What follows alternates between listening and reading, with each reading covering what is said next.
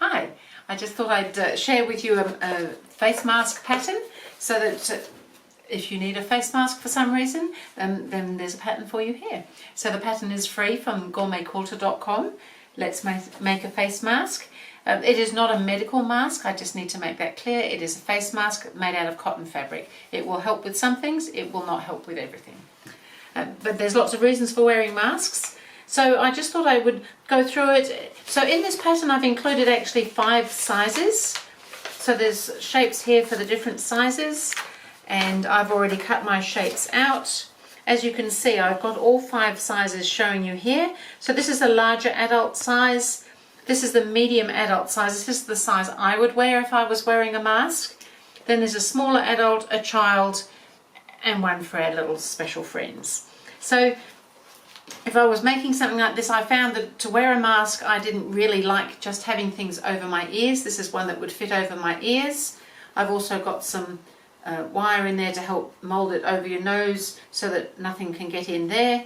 But I felt that something other than just the ears was a good idea. So I put this strap on here. So we've just got some of the hook and loop fastening, so that when you put that on you don't need to go over ears. You can go over the ears as well, or you can just simply fasten this round the back like that, and that would sit down the back of your neck, and that will hold on really firmly and more comfortably for me personally, I found, than having it on my ears, especially if it's for any length of time. However, that gives you a choice. You can have it either way. You can put the strap on and still use your ear straps, elastics. You can pretty much do whatever you like, really.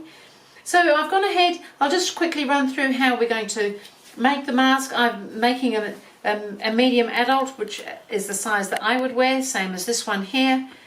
And we've got some quite small ones for children and things as well, because I just thought that there's all sorts of people needing masks. And so I've gone ahead, you need to have 4 shapes, and we're going to sew them in pairs, to right sides together. So initially we're just going to start off by sewing the curved seam. So everything is in the pattern, there's diagrams in the pattern, but I just thought it would help to see everything as well. So I'm just sewing around that curve. It's a fairly gentle curve. I'm using a 1/4 inch seam allowance.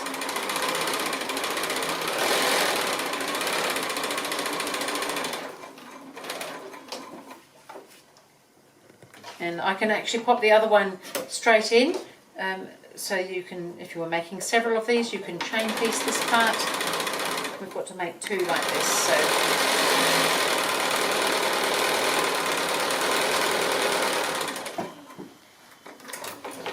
pretty straightforward so far. And then what we want to do is take that out, and we're going to open that, and you could press it, but I don't think it's necessary to press particularly for this next step.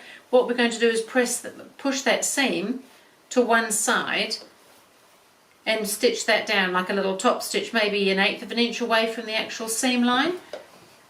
You can press it, but it's not that easy to press when it's on the curve like that. So really you can probably just encourage it to go one way and stitch right along that line there. As I said, about 1/8 of an inch away from the seam.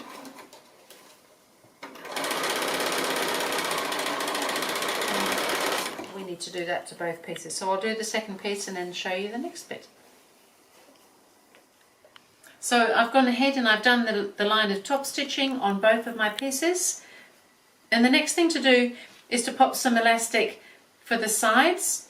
So you just want to fix it onto the one of the pieces initially, rather than doing it as we sew it in, because it just sits that much better. So I'm suggesting just stitching it just slightly less than 1/4 of an inch away from the edge, so that you won't see this stitching line when we make it up. So it's really that, it's just a holding line of sewing really. And then if you're going to put a little bit of the wire in so that it can be shaped over the nose, then I'm suggesting that we add this little piece in for the casing. If you don't want to do that, that is absolutely fine. This tiny one here does not have it, it's just a little shaped mask.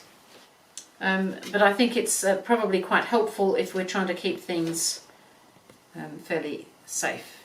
So I've got here a piece, the pattern tells you all about the measurements and how to do this. So we had a strip of fabric We're going to fold it into to whatever that length is, and then we're going to fold that in half so the raw edges are all together. And then we will just want to find the center of that so that we can position it central to the top of the mask. So just putting a pin in the middle there. If your fabric has a right way up, this piece goes on the top. This fabric does not have a right way up. And I'm just going to suggest that we pop a pin in just to hold it in the center, and then maybe a couple of more pins out to the side. Now, one thing to be careful of, these edges here are cut on a little bit of a diagonal, so it could be a little bit stretchy, so try not to stretch the fabric at all, but you can pop another pin in either side, and that's going down at a little bit of an angle because we're working with a shaped piece now. But basically that's a straight edge. So we've done that, we've got our elastic sewn on, but we want to bring the elastics in now. And our other piece that we've got here, we're going to turn so that it's right sides together. So this is going to be the inside part of the mask. And if you want to pop some pins in, now would be a good time just to hold everything together. And we're going to stitch all the way around the edge, but we're going to leave a gap somewhere around here, just a couple of inches, so that we can turn it out the right way. So I'm going to go ahead and start sewing that, and then I'll come round to the other end and show you how we turn it out and what we do with it next.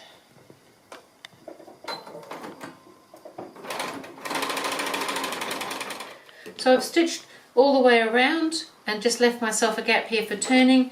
I'm just going to clip off some of the corners. So another thing to just keep an eye on when you're actually sewing is that the elastic inside stays out of the way of your seams. You don't want to catch it into your side seams here because it's there's a gap here somewhere, because it's sitting a little bit loose and you don't want that to get caught up. So when we turn that out the right way now, we should have elastics coming out the side and a little flat piece sitting up the top, which is going to become the casing for the wire. We're just getting the last bit turned out there. We've got our sides pulling out nicely. We've got this little piece here that we put in extra when we were sewing the seam. And so we just need to make sure that everything's sitting out nicely. I like to run my finger or something around the seam, and I'm going to press that seam, and then we're going to top stitch around it. So when we do the pressing, you want to make sure that your seams are sitting out nicely so that you get a nice edge there where we've sewn. But this gap that we've left here, we still want to just press in the 1/4 inch as if it was sewn, and then when we do the top stitching, we'll stitch right over that gap. So that you won't even know there was ever a gap there. So it should just have 1/4 inch in both sides, and it does. So I'm just going to press all around the edges there. Make sure that's sitting nicely there. And along this top edge where we've got this flap, you just pull that out and you'll find that you get a nice press along that line as well. We want that sitting up at the moment. It won't stay there forever though.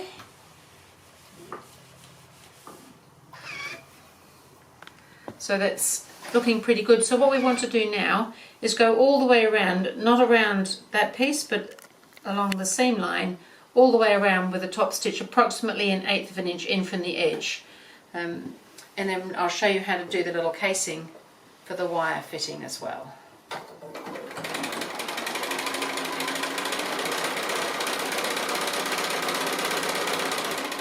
So I've top stitched all the way around the outside edge there, approximately 1/8 of an inch away from the seam edge.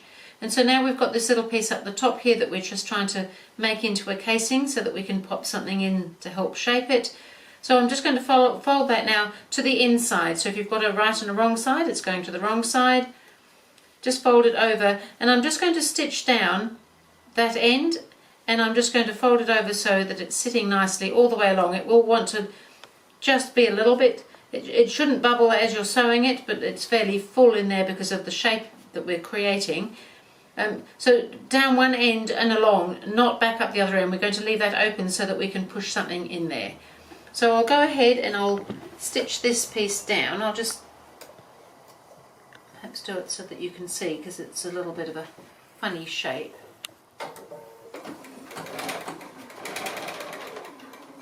So that's the end bit done, and then I'm just going to swivel that and just have that folded over, and it should sew in fine for you.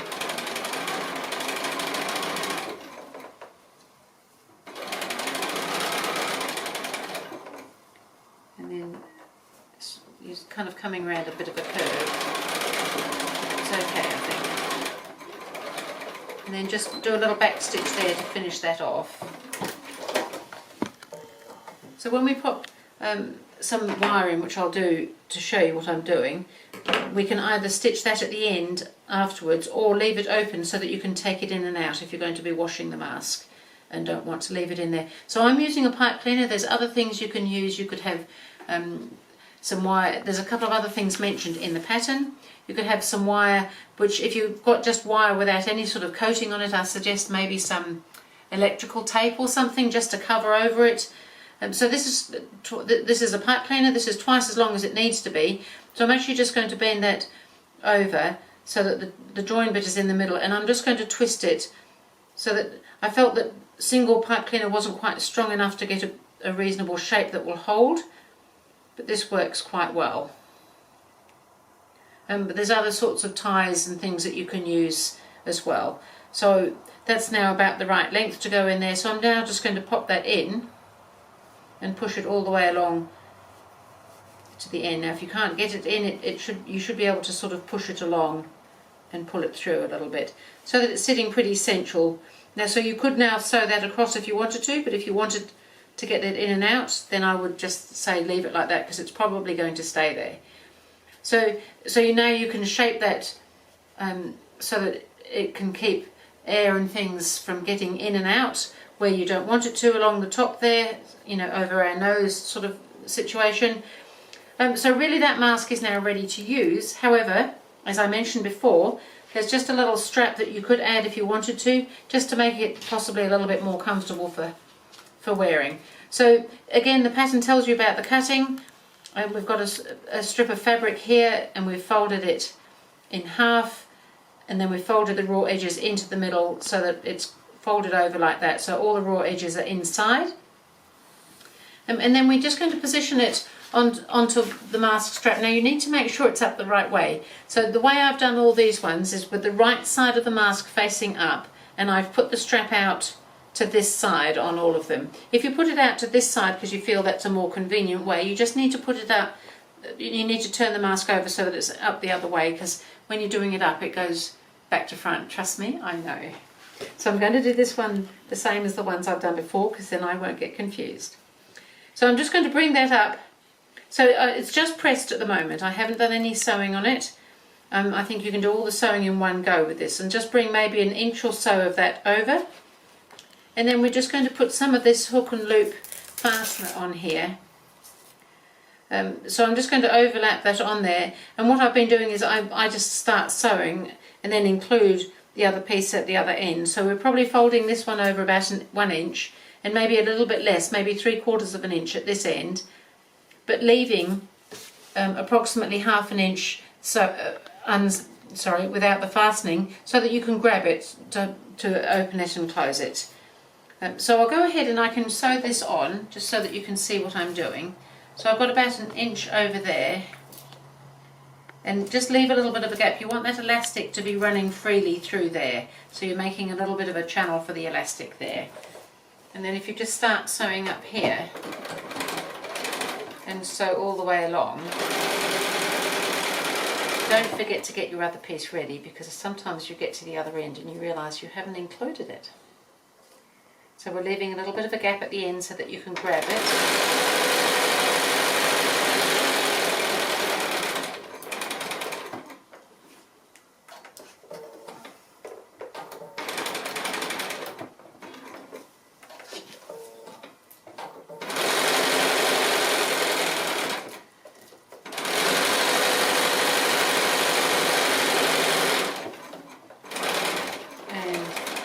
Back up here and then come down the end of it so that it's stitched at the end. And a little back stitch, and that's that on there. I'll just trim off these little bits of thread here. And I think that's looking pretty good. That's now ready to use. So if you put that on, either over the ears or bring this around, thread it through and back on itself. And there's also more room for adjustment with it this way as well. You can have it up firm or not so firm as it suits. Because we left that bit at the end, you've got something to grab to open it. And I would like to model it for you, but I don't know that I'm the best person. But I do have a model here who was most cooperative, who would just love to wear a little mask. So the smallest size I've included, I thought would fit maybe little dolls and teddy bears, because if some of our children have the need to be wearing a mask, I figured that maybe they would feel better if some of their little friends also wore a mask. So you can see that we've got this on here, nice and covered, and on the back you can see this is how we're doing it up. So we've got, and the other thing, he could wear it on his ears, but it wasn't so good. It kind of covered his eyes. So he does need the strap as well, or she, one or the other. So just thread that through the elastic and hook that back on itself there, and we'll find that we've got a mask ready to go. How cute is that? But I have little people in my life, and I know that things like that often appeal to them. If they're in the situation where they have to wear a mask, or people around them, then maybe their little friends do too. So that was how to make a little face mask, and thank you for modelling there. As I said, there's several different sizes. That should be a size to fit somebody somewhere in there. I hope the idea of the strap helps with some things. So please do go to GourmetQuilter.com. The pattern is free for you to download. Let's make a face mask is what it's called. And we'll see you again maybe doing some other project. Thank you.